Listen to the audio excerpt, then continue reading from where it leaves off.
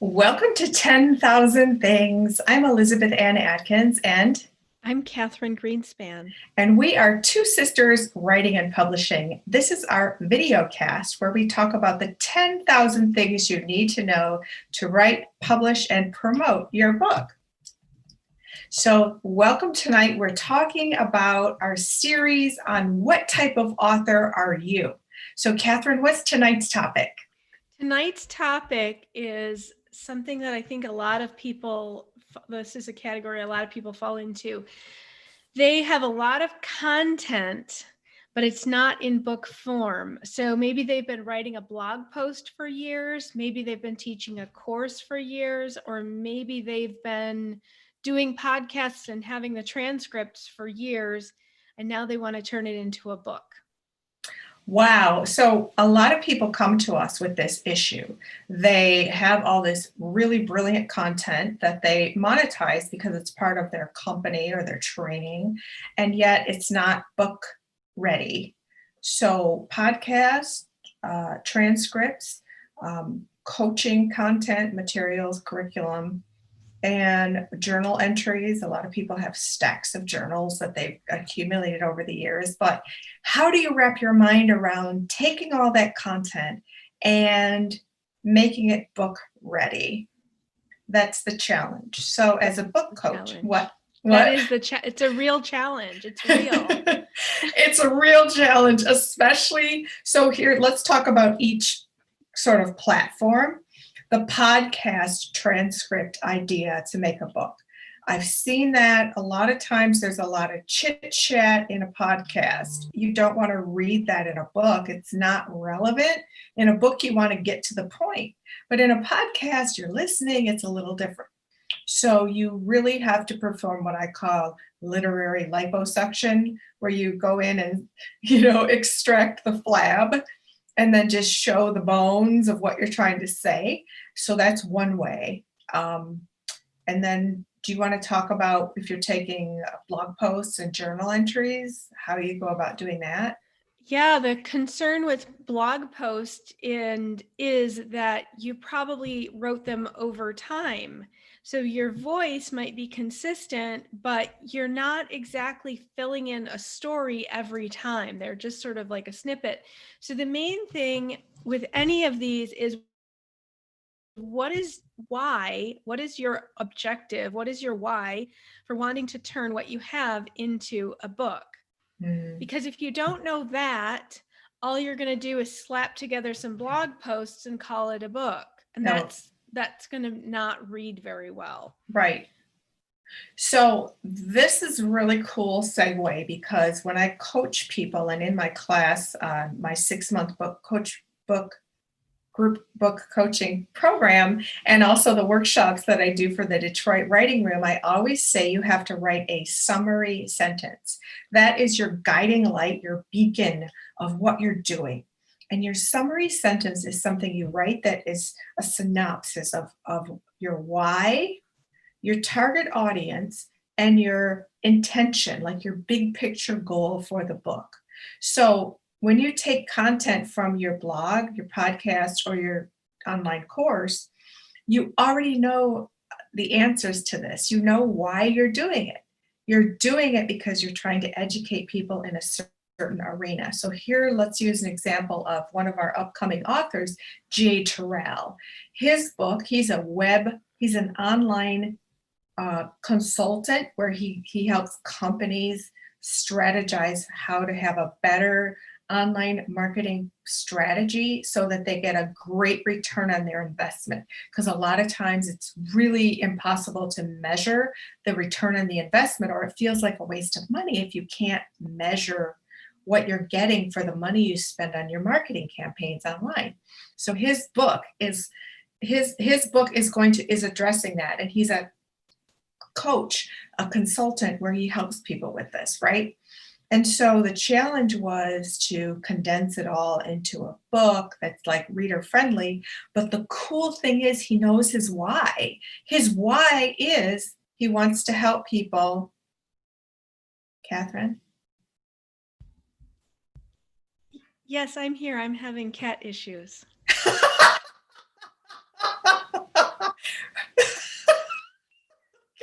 while she has cat issues, I'm going to continue to tell you that Jay Terrell's book is really awesome because he knows his why already. His why is he's on a mission to educate companies and entrepreneurs on how to maximize the return on the investment for your online marketing. He already knows his target audience. It's company owners, CEOs, marketing teams, entrepreneurs, and his intention is to help people in this very mysterious realm that's so frustrating. So the cool thing is, if you're taking your blog post, your podcast, or your content from your online course, you already know your 3 points of a summary sentence. Uh-oh, Max in the house. This is Max, everybody. Max is the cat that has so much personality and is always doing quirky things that keep us so entertained. What's he doing now? He's trying to climb up on a bookcase, and I really don't want him to. Oh, then I'll hold down the fort while you go deal with Max. Oh my gosh. Okay, so then taking journal entries and making those into a book that's sort of a challenge unto itself, because they can span your whole lifetime, like decades. So it helps if you have categorized your journals, or if you know exactly what you're looking for. So for example, when I wrote my memoir, God's Answer is No, KNOW, Lessons from a Spiritual Life, I extracted 4 different themes of excerpts for my book, and therefore it was easy for me to go through my journals from college, for example, and say, okay, this fits, this fits, this fits, the rest of it I don't need right now. So journals require reading, and then you start reading the journals, and then you look up and 4 hours have passed because you're revisiting your college experience. It's really fun, but it's time consuming. So you have to be a little disciplined and not trying to walk down memory lane and never get your future book done. So I was talking about the challenge of working with journal entries, and whereas the other kind of content from a class, a podcast, or a blog is easier because you already have a specific target audience, you already have a specific why or purpose, mission, and you understand what's your goal. Well, and also if you think about when you're writing the journal or writing the blog post or having a podcast conversation or teaching a course, you may have a different goal with what you're trying to get across than putting it all in a book. Mm-hmm. So you may have, when you're writing, if you're writing a journal, most people aren't writing it to anybody but themselves. So the question becomes, is this just an exercise for yourself? Are you just putting your journals in a book and publishing it? Or do you want this book to be, do you want other people to enjoy the experience of reading your whatever you've written in your journal? The same thing goes for blog posts, because there are different styles and structures around a blog post. You don't have to give a whole lot of backstory. You can just have a snippet, and it can be, sometimes if it's relevant to like what's going on, well, your book is going to need a context, and there's going to need to be a framework. So sometimes the why of what you've created, when you translate it into the book, it's a new why.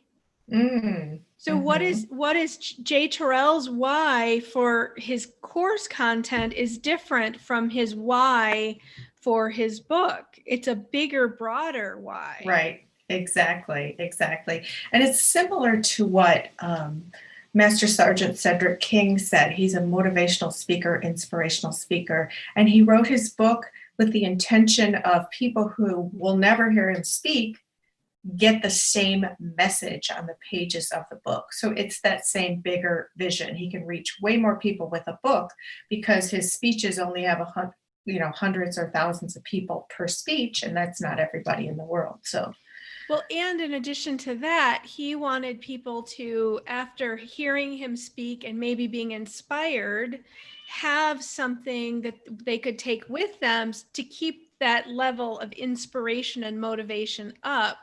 So like a little piece of him is in the book that Right. people can Yeah. carry with them. Yes. Yes. I love that. I love that. So Jay's book is called Tangible Results, a roadmap to increasing your return on investment online. And it's coming out in January 2021, and it's going to be awesome. And again, it was so fun working with him on this because he wrote it, but he looked at some passages from his content from coaching, and it was like, uh-oh, I need to make this a little more reader friendly in a book, because when you're coaching someone and working with content, you're like, oh, that's what this means, and this is this and this. But when you're just reading a book, you're by yourself. So it has to be a self-guided study, like really understandable. And if it's complex content, you really have to break it down. So that's why there's a bit of a transition and requirement of revamping your writing in a different tone. And I think another thing that comes up for coaches here, and it came up in your book, in your memoir, is that you've had experiences and you want to share instructions with people. Cedric King wanted to share instructions and help people through their difficulties. So it's a question of, well, how do you share that in your book? Is your book just stories? Is your book instructional? Is it like can you explain the difference, like what you did versus what Cedric did? So Cedric wanted to have the lessons interspersed throughout the book on the topic. So if he was talking about, he says, find your feet, find your feet Oh, muscle. I can see it. Oh, what was it called? Flex your find your feet muscle. Yeah. It was find your feet muscle. So brilliant the way he spins these little phrases. But while he's talking about that topic, he gives you an assignment he asks you questions so you can ponder it right there, not wait till the end of the book. Whereas in my book, I made the last third of the book a teaching section, like the whole section is all teaching. So here you read all the story and you see how all these lessons apply to me. And then at the end, you apply them to yourself, like a workbook. It could literally be a separate book. And that's up to you to decide which format you prefer. As a reader of books, I go both ways. I like some books that'll ask me a question at the end of the paragraph, at the end of the chapter. And then I also like books that have a workbook at the end, or even a separate workbook. So that's another cool thing, especially. I totally agree with you. I think it depends on the book and the lessons. Yeah. So we have another book coming out on Pearl Harbor Day called A Young Man on the Front Line, Lessons of War by Elaine Mackes. Oh my gosh, this book is so good. It's about her father, who was 18, drafted into World War II, fought on the front line in France, liberating France from Germany, then advancing into Germany and liberating Germany from the Nazis. And it's so powerful. He's 18 years old, and she wrote it in his voice, using his journals, using his oral history, stories he had shared with her, and newsletters from his group of soldiers that he was in. And it's brilliantly, beautifully done. And she has a lesson at the end, and then she has questions at the very end of the book. Wow. Yeah, it's really good. Really good. But you learn just by reading. So you don't even, that's another thing. Some books just teach you by osmosis, by reading it. You organically are absorbing this new lesson or wisdom or history. Powerful. Books are so touching. Oh my gosh. Yeah. And we have 2 other books in the works. Well, one other book, it is our anthology of our contest winners from 2019. We got behind, and so we normally get these out like in June or July, but we took some time this year because we wanted to revamp the covers. So maybe we'll have a special podcast based on your podcast transcripts, your blog posts, your curriculum for a class that you might teach. You need a little guidance on how to streamline it and repurpose it, so to speak, to make it book friendly. And so I do that as a book coach. So I would highly recommend that you work with somebody who has that eye for what to extract from your content and what to leave on the cutting room floor, as they say. Because you really, really, really want to only extract the most solid nuggets of information, and less is more. So you want to pack the most powerful punch with as few words as possible. And again, with blog posts or podcasts, there might be all kinds of extraneous words. You don't want them. So I highly recommend you work with somebody, at least one session, to help you boil it down to what you really need to include. And I would suggest working with a professional somebody, not just somebody you know who's going to say, oh, I love your ideas. I love your this. I love your that.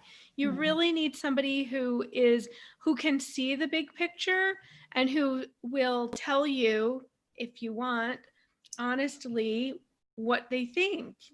Because if you really, I mean, there are lots of ways to enhance your ego as a writer by only sharing things with people you know are not going to say mean things to you. and that doesn't really help you if you're trying to create something. So seek outside sources, professional outside sources who will give you solid critiques and suggestions and who get your vision. Mm-hmm. Yeah, really important. It's worth it to pay that person because it's a return on an investment that you'll get that will pay immeasurably when you have a successful book versus the fluff that your friend said was good.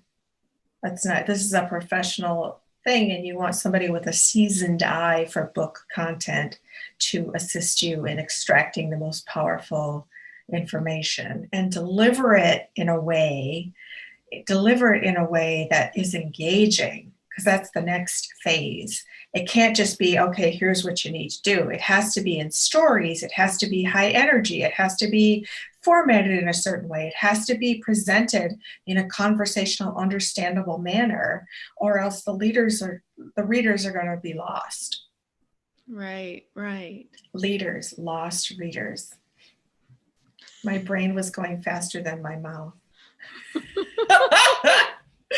Oh my gosh. Okay, I love that idea because we all have so much content like scattered all over the place, and gathering up in one spot to make something cohesive is a common theme I hear from our authors.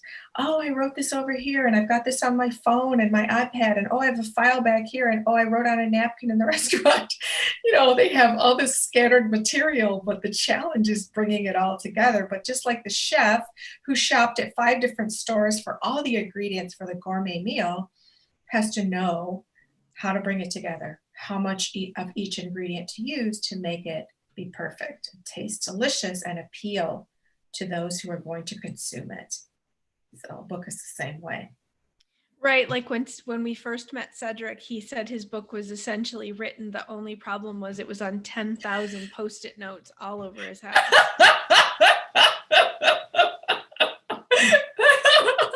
That is so funny. Yeah. And my book, Goddess Be One, which is my next book, it's like my women's empowerment book coming out next year. I've been working on that book for like 18 years. And so I have different versions of it from different parts of my life, like you were saying earlier.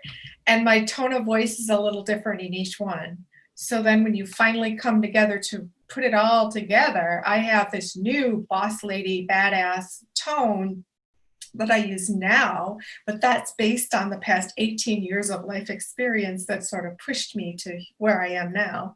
So it's really interesting. And sometimes you're just not ready to publish that certain book. Sometimes you just have to wait. So be gentle with yourself, be patient, and at just the right time, you will get it done and make a powerful impact on yourself and the world. And on that note, this wraps up Yeah, this edition of 10,000 Things, or episode of 10,000 Things, the podcast, which is actually a video cast with two sisters writing and publishing, where we teach you the 10,000 things you need to know to write and publish a book. So I'm Elizabeth Ann Atkins. And I'm Catherine Greenspan. And we're super happy that you joined us for this episode, where we hope you learned something about how to take writing that you've already compiled and make it into an amazing book. We'll see you next Monday evening, 5 o'clock Pacific, 8 p.m. Eastern Time, for the next episode of 10,000 Things. See you then. Bye. Bye.